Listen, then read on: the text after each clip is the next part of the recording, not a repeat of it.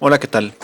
Hoy vamos a ver del Laboratorio de Electroquímica 1, la práctica número 7, que se titula Preparación y estandarización de soluciones redox.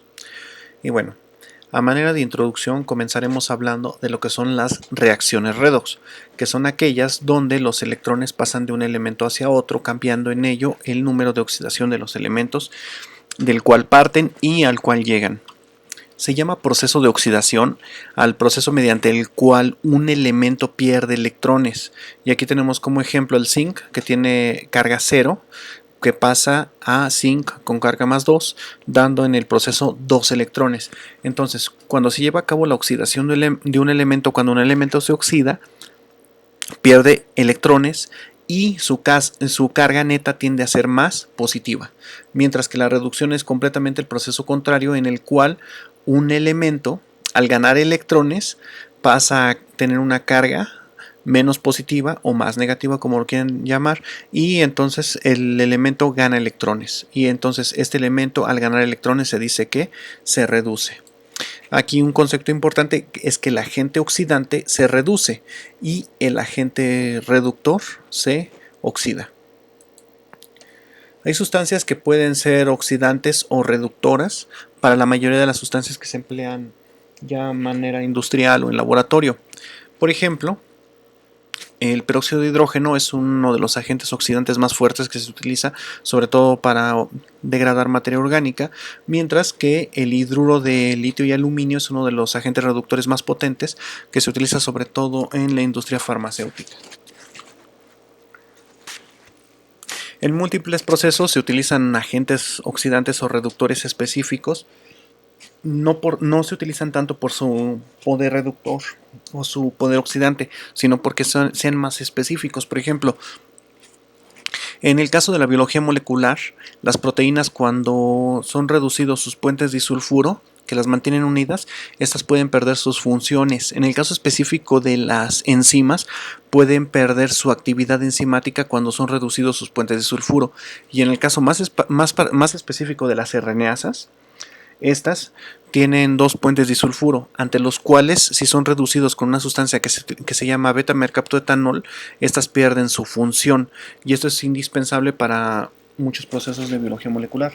Aquí vemos el beta-mercaptoetanol, aquí está representando un puente disulfuro de una proteína, y cómo al estar en contacto estas dos sustancias, el puente disulfuro se reduce, haciendo que estas dos cadenas que estaban unidas físicamente aquí se separan.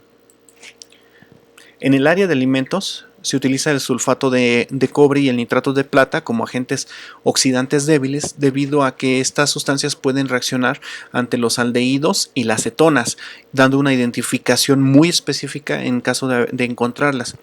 El reactivo de Fehling, que es el que utiliza el sulfato de cobre, y el nitrato de plata es el que utiliza el reactivo de Tollens para dicho proceso.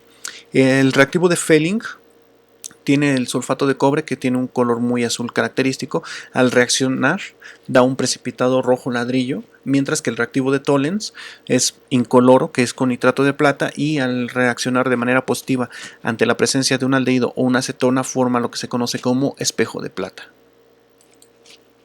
En el caso de las RNasas, no hay manera de conocer si estas han sido inactivadas completamente, debido a que no se produce ningún cambio físico o químico apreciable a simple vista, sino que esto se puede encontrar únicamente hasta que se corre el gel del RNA para ver si está íntegro. Entonces, si tenías aquí una proteína con puentes disulfuro, al someterla al beta-mercaptoetanol se rompen los puentes disulfuro y la proteína se desnaturaliza. Y entonces esta proteína inactiva ya no degrada el RNA, y al momento de que se corre en el gel se pueden observar las bandas características del RNA, y aquí se observan algunos mensajeros. Y bueno, pero en el caso de la reacción de Fehling y Tollens sí se puede ver a simple vista el cambio. Por lo tanto, esto se puede llevar a cabo en tiempo real para darle un seguimiento de qué tan avanzada va una reacción o una cinética. Y en el caso de Fehling se utiliza como catalizador un ácido que se almacena por separado con el reactivo de Fehling, porque puede acelerar la reacción y puede llevar a cabo incluso la formación de falsos positivos. Y bueno, aquí vemos el rojo ladrillo característico de la reacción de Fehling. En el área de la síntesis de fármacos, las reducciones suelen hacerse en medios ácidos, mientras que las oxidaciones se ven favorecidas en medios alcalinos. Las soluciones que tienen la capacidad de cambiar de color según el estado de redox pueden ser utilizadas como indicadores y para seguir en tiempo real la cinética de una reacción, o bien para indicar el punto final de una titulación. Entre los agentes oxidantes que tienen esta característica, que pueden ser utilizados como indicadores, se encuentra el permanganato de potasio, que en su estado oxidado tiene un color púrpura muy intenso y en su estado reducido tiene un color rojo café. Otra de las sustancias que tiene esta característica es el yodo, que en esta forma el yodo tiende a ser de un color ocre, mientras que cuando se le agrega un indicador que puede ser almidón o celulosa, forma un azul muy intenso y que cambia a incoloro cuando ha sido neutralizado. El color azul intenso se da a que el yodo tiende a formar una hélice de glucosas alrededor de él. Estas glucosas tienen que tener por lo menos una longitud de 20 unidades, ya sea en la celulosa o en el almidón, para dar este color muy intenso. Y aquí se ve, por ejemplo, cuando se agrega el indicador, como se forma un azul intenso y sin el indicador. En ambos casos, cuando ha sido neutralizado el yodo completamente y se llevó a la forma de yoduro, entonces se vuelve incoloro. La solución de yodo no es estable a la luz, mientras que la del tiosulfato es inestable a la presencia de oxígeno. El tiosulfato es un agente reductor también muy utilizado, porque sobre todo en el área de la biotecnología, ya que nos ayuda a saber con precisión cuánto oxígeno está disuelto en el agua. Mientras que la solución de permanganato, que ya habíamos mencionado que es un oxidante, esta es inestable a la luz, a la presencia de su propio óxido y al pH ácido. Aquí es importante remarcar que su propio producto de reducción hace que se catalice la reacción de permanganato a óxido de manganeso, que da un precipitado de color café. Y bueno, los reactivos de Fehling, si se juntan las dos soluciones, la A y la B, que se guardan por separado, esta es la solución A y la B, aquí es donde está el ácido, aquí es donde está el sulfato de cobre, también presentan este problema. Una solución de ácido tartárico es el que cataliza la reacción de la reducción del sulfato de cobre a óxido de cobre, que es el color rojo ladrillo que es característico de esta reacción de Fehling. Y bueno, así, al conocer la concentración exacta de una solución se puede determinar de manera cuantitativa qué tan viable es una solución para ser utilizada en la determinación de algunos parámetros. Dicha valoración de concentraciones se hace a partir de soluciones que son más estables que la solución que tú deseas valorar. Las valoraciones de soluciones redox son comúnmente realizadas en laboratorios de análisis, ya que es necesario conocer de manera constante la concentración exacta de una solución redox antes de usarla para poder llevar a cabo las determinaciones de manera precisa. Y bueno, aquí vemos, por ejemplo, el mecanismo de acción, más bien un ejemplo en el cual actúa el hidruro de litio y aluminio en la industria farmacéutica. Aquí vemos cómo actúa sobre dos ácidos orgánicos distintos y vemos aquí el producto, cómo transforma el ácido en alcohol. Estas reducciones, como habíamos mencionado, se deben de llevar en medio ácido para que se puedan llevar a cabo. Y bueno, aquí también tenemos que tener en cuenta que para las reacciones redox una manera muy clásica de representar al agua es de esta, donde el agua se puede descomponer en el redox en 2 protones más 2 electrones más media mol de oxígeno. Entonces también en forma contraria, cuando en una reacción redox se requieran protones, estos van a terminar formando agua. O igual, cuando se requieran oxígeno se va a terminar formando agua. La reducción de múltiples oxidantes metálicos requiere condiciones ácidas para que se lleve a cabo. Por ejemplo, aquí tenemos un oxidante muy fuerte que es el dicromato, que requiere 14 protones para que se pueda llevar a cabo la reducción completa, más 6 electrones, y entonces ya te forma 2 iones de cromo más 3 más 7 moléculas de agua. En general, las reacciones donde entran los reactivos, entre los reactivos protones, y electrones son oxidantes, mientras que en las reacciones en las cuales los protones son liberados, al igual que los electrones, son reacciones reductivas. Algo importante a comprender es que las reacciones redox representan una familia de reacciones y cada uno en realidad es una semirreacción. Entonces, por ejemplo, esta es en realidad una semirreacción, no está completa. Esto nada más representa una familia de reacciones químicas que pueden llevarse a cabo mediante este proceso.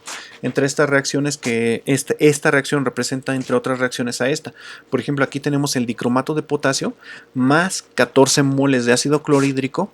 Te van a formar 2 moles de cloruro de cromo más 2 de cloro de potasio, más 3 cloros, más 7 aguas.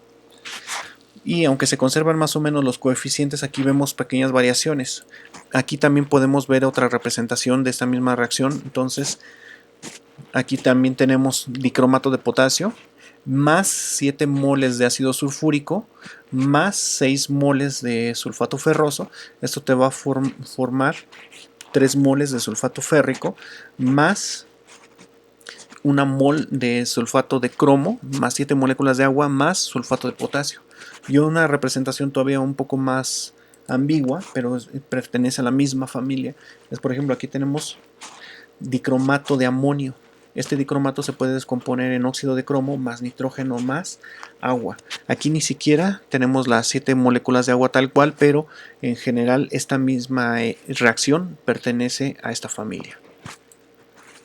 Hay semirreacciones de oxidantes y de reductores. Siempre se tienen que acoplar en una reducción para que se puedan llevar a cabo ambas en los dos sentidos. No se puede realizar una sola reacción. Y bueno, aquí vamos a ver ahora un ejemplo de una reducción. Entonces aquí, por ejemplo, tenemos al ácido fórmico. Este se puede descomponer en dióxido de carbono más 2 protones más 2 electrones. O bien, aquí tenemos 2 moles de ácido fórmico. Se pueden descomponer en una molécula de hidrógeno más el ácido oxálico. O bien aquí también tenemos el mismo ácido más oxígeno, te forma CO2 y agua. O bien tenemos también el mismo ácido más peróxido de hidrógeno y nuevamente tenemos formación de dióxido de carbono y agua. Entonces, esta semirreacción representa a cualquiera de las 3 que están aquí abajo y a otras que puedan caber dentro de este ejemplo. Vamos a hablar también de la espontaneidad de una reacción. ¿Qué es la espontaneidad? Se refiere a la posibilidad con la que una reacción puede llevarse a cabo en las condiciones trabajadas, las cuales debe de tener en cuenta para su cálculo la temperatura, la concentración, el pH, entre otros factores. La espontaneidad se puede medir como un potencial y se mide en volts, y esto se puede calcular con la ecuación de Nernst. Esta es la ecuación de Nernst, donde el potencial en el cual se lleva a cabo la reacción es igual al potencial estándar, es decir, la misma reacción pero en condiciones estándar de temperatura, presión, incluso pH para soluciones orgánicas, más la variación de las condiciones, que es la constante R de los gases, la temperatura, el número de electrones, la constante Faraday y el coeficiente de reacción. La ecuación de Nernst fue planteada en 1889. Aquí vemos que E es el potencial de la reacción en las condiciones trabajadas. Sus unidades son los volts. Epsilon 0 va siendo la misma reacción en condiciones estándar. R es la constante de los gases. Sus unidades son 1.98 calorías sobre Kelvin por mol. N representa el número de electrones que se intercambian en la reacción y sus unidades son electrón por equivalente. T es la temperatura, se mide en Kelvin. F es la constante de Faraday y su valor es de 23.061 calorías sobre volt por electrón por equivalente. Y Q es el cociente de los coeficientes de reacción. Entonces, si tenemos una reacción donde participan A minúscula moles de A mayúscula más B minúscula moles del reactivo B mayúscula y se van a llevar a cabo la formación de C moles minúsculas del reactivo C mayúscula moles más D minúscula moles del reactivo D mayúscula, entonces los el cociente Q se representa como C mayúscula elevado a la C minúscula multiplicado por D mayúscula elevado a la D minúscula. Todo esto entre el producto de A minúscula elevado a A mayúscula elevado a la A minúscula por B mayúscula elevado a la B minúscula. Y bueno, adaptando la ecuación de Nernst para la mayoría de los electrodos para medir las condiciones en las cuales se lleva a cabo, la temperatura la manejamos con 25 grados centígrados, esto es más o menos 298.15 Kelvin, bueno, no más o menos, exactamente 298, y transformamos del logaritmo natural al logaritmo base 10, donde utilizamos la fórmula de que el logaritmo natural de un número x es igual a 10 veces el logaritmo de base 10 del número x, y el logaritmo natural de 10 es igual a 2.302. Entonces, introduciendo todos esos valores en la ecuación de Nernst, simplificamos y queda de esta manera, donde entonces el potencial es igual al potencial estándar Mars, 0.059 volts por cada electrón que se intercambia por el logaritmo de los cocientes. Y bueno, entonces aquellas reacciones donde interviene el pH, donde intervienen protones, también se ven entonces influenciadas por el pH, porque el pH mide la concentración de protones. Entonces, por ejemplo, tenemos al ion dicromato, que requiere 14 protones más 6 electrones para llevarse a cabo la reducción. Entonces, tomando la ecuación de Nernst, sustituimos Q. Q se puede representar de esta manera, entonces es la concentración del cromo más 3 elevado al cuadrado por la concentración de agua elevado a la 7 entre la concentración del dicromato, este no va elevado a ninguna potencia porque su coeficiente es 1, por la concentración de protones elevado a la 14. Si sacamos el logaritmo de Q, que es lo que requiere la ecuación, pero el logaritmo base 10, entonces quedan de esta manera. Entonces, los que están multiplicando quedan sumando, las potencias bajan como coeficientes y estos que están dividiendo quedan como resta. Ahora, sacando el 14 aquí en esta parte, queda menos el logaritmo de la concentración de protones, y nosotros sabemos que menos el logaritmo de la concentración de iones hidrógeno es igual al pH. Entonces vemos que todo esto puede ser influenciado por el pH. Entonces toda esta parte que no fue utilizada la dejamos expresada nuevamente como el logaritmo de los coeficientes, quedando de esta manera.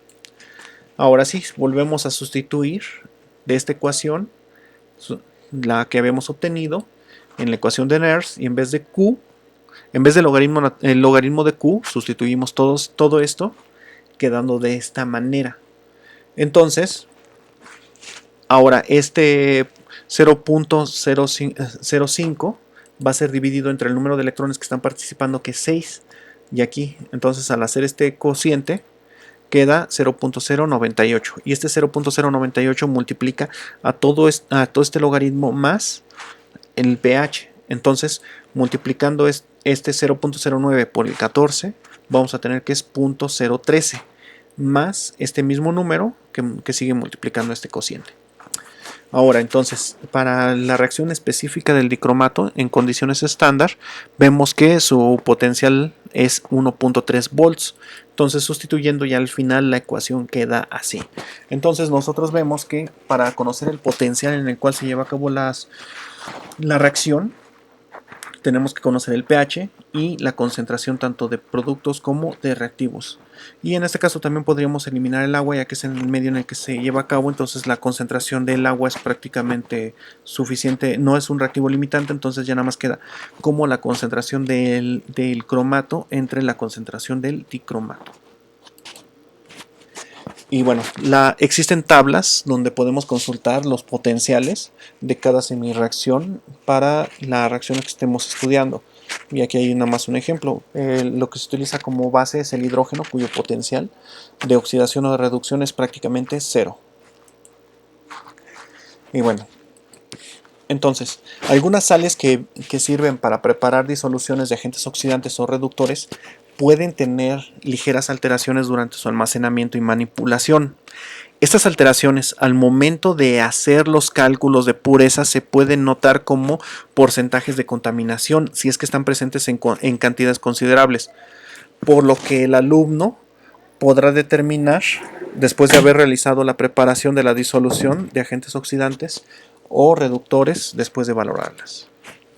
Y bueno, entonces como objetivos tenemos que el primero es preparar y estandarizar una solución de un agente oxidante y el segundo es preparar y estandarizar una solución de un agente reductor. La secuencia experimental es la siguiente. Primero se va a preparar el permanganato de potasio, 0.02 molar. Para ello, en un vaso de precipitados 250 mililitros se pone a ebullición en agua destilada. Pesar la cantidad necesaria de permanganato de potasio para preparar 100 mililitros de solución 0.02 molar y transferir en un vaso de precipitados de 150 mililitros. Vamos a adicionar al permanganato 50 mililitros de agua destilada en ebullición poco a poco hasta que el sólido se disuelva completamente. Vamos a completar el volumen de la disolución anterior con agua destilada hasta 130 mililitros aproximadamente y se deja ebullir suavemente durante 30 minutos. Se deja enfriar la solución, se filtra con lana de vidrio y se envasa en un frasco ámbar. Aquí recordemos que se está filtrando para eliminar el óxido, el cual es un precipitado y puede llevar a cabo la descomposición de la sustancia. Luego la vamos a estandarizar. Para llevar a cabo la valoración, vamos a pesar exactamente 50 miligramos de oxalato de sodio y los colocamos en un vaso de precipitados de 100 mililitros. Aquí es importante que estamos utilizando el oxalato porque ese sí es muy estable ante la luz o ante el oxígeno comparado al permanganato. Adicionamos 40 mililitros de agua destilada y 10 mililitros de ácido sulfúrico para proveer las condiciones reductoras. Calentamos a una temperatura de 55 a 60 grados. Con agitación constante adicionamos con una bureta la solución de permanganato de potasio gota a gota hasta que se cambie el color de transparente a rosa. Realizamos por triplicado la estandarización y hacemos los cálculos. También vamos a preparar la solución del sulfito de sodio. Para ello hay que pesar una cantidad necesaria para preparar 100 mililitros de tiosulfito de sodio, 0.07 molar y transferir en un vaso de precipitados de 100 mililitros. Disolver el tiosulfito con 30 mililitros de agua destilada previamente hervida.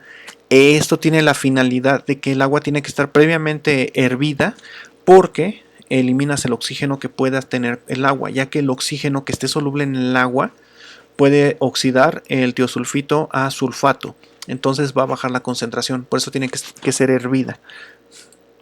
Y bueno, transferir el contenido del vaso a un matraz volumétrico de 100 mililitros y llevar hasta la marca con agua destilada que haya sido también hervida y ya esté fría y se envasa en un frasco ámbar. Ahora vamos a estandarizar la solución de tiosulfito. Para esto, en un vaso de precipitados de 100 mililitros se pesa con exactitud 50 miligramos de yoduro de potasio. Se le agregan 40 mililitros de agua destilada y 10 mililitros de ácido sulfúrico. Entonces aquí también vemos que estamos poniendo en un medio ácido para que se lleve a cabo la reducción. Vamos a agregar 1 gramo de yoduro de potasio sólido y vamos a agitar constantemente para valorar la solución de tiosulfito hasta que el color de la solución sea ligeramente amarilla. Adicionamos 1 mililitro de almidón para continuar la valoración hasta que desaparezca el color azul y quede incolora la solución que estamos trabajando. Eso es como damos por terminada la titulación. Realizamos esto por triplicado para la estandarización y hacemos los cálculos. Como vimos, el almidón al reaccionar con el yodo da un color azul intenso. Y bueno, los resultados experimentales con los que se va a trabajar son los siguientes. Este es para la titulación del oxalato de sodio con permanganato de potasio para determinar la molaridad del permanganato. Entonces aquí están el número de repeticiones que se realizó, el peso del oxalato, esto está en gramos, y el volumen de permanganato de potasio utilizado. Para los cálculos se considera que se pesó el permanganato y tenía una pureza del 100%. Para el caso de la titulación del yoduro de potasio con tiosulfito de sodio, para realizar la determinación se hace también por triplicado. Entonces aquí están los resultados, es el número de repeticiones, el peso del yoduro de potasio en gramos, el volumen de tiosulfito gastado y la masa de yoduro de potasio que se agregó a cada repetición. También consideramos que las sustancias estaban al 100% para los cálculos. El análisis de resultados debe de establecer la relación que verifique el oxalato con el permanganato de potasio, establecer la relación que se verifique entre el yodato de potasio y el yoduro de potasio en medio ácido, establecer la reacción que se verifica entre el yodo y el tiosulfato de sodio. Con los datos experimentales obtenidos, determinar la concentración exacta de permanganato de potasio y del tiosulfato de sodio.